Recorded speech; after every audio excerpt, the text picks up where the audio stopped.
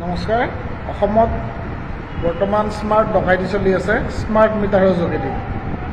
APDCLৰ এই যে স্মাৰ্ট ডকাইতখিনিয়ে অসমৰ প্ৰত্যেকটো ঘৰৰ প্ৰত্যেকটো পৰিয়ালৰ পৰা সাঁচতীয়া ধন গাঁঠিৰ ধনসমূহ সৰকাই লৈ গৈ আছে আৰু অতি স্মাৰ্ট প্ৰক্ৰিয়াৰে। দিনটোৰ আধাখিনি সময়ে কাৰেণ্টৰ লুকাভাকু চলি থাকে আৰু যিখিনি সময় থাকে তাতে মিটাৰৰ যি উৎপাত যি উপদ্ৰৱ তাৰ ফলত সাধাৰণ খাটি খোৱা মানুহ যে লাইটৰ ব্যৱহাৰ কৰিব পাৰিব অনাগত সময়ত এক প্ৰশ্নবোধক চিহ্ন আহি পৰিছে। মুখ্যমন্ত্ৰীয়ে অতি হাস্যমধুৰভাৱে কিছুমান কথা কৈ দিয়ে।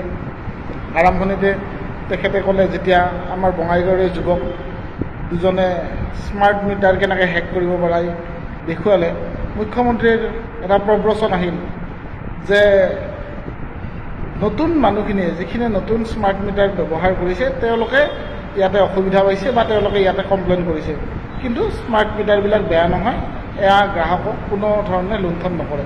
আৰু যদি কিবা কাৰণত লুণ্ঠন কৰা দেখা যায় তেনেহ'লে তেওঁ অনতিবিলম্বে সেয়া বন্ধ কৰি দিম বুলি ৰাইজৰ আগত অসমৰ সংবাদ মাধ্যমৰ আগত কৈছিলে। কিন্তু ধাৰাবাহিকভাৱে এই প্ৰক্ৰিয়াটো চলি থাকিল। আজি অসমৰ 90-95% অধিক মানুহে এই স্মাৰ্ট ডকাইতিৰ কবলত পৰিছে, কিন্তু মুখ্যমন্ত্ৰীৰ কথাৰ যে কোনো মূল্য নাই। কথাসমূহ ক'ব লাগে কাৰণে কয়, আৰু এতিয়া যাৰ ফলত মানুহৰ উপায় নোহোৱা হৈছে যে এনেকুৱা হৈছে ডাইৰেক্ট দাদাগিৰি, যে লুটনটো আমি দিমেই, সাধাৰণ মানুহৰ পৰা আমি লুটিমেই, ইয়াতে কোনে কি কৰিব পৰা কৰ।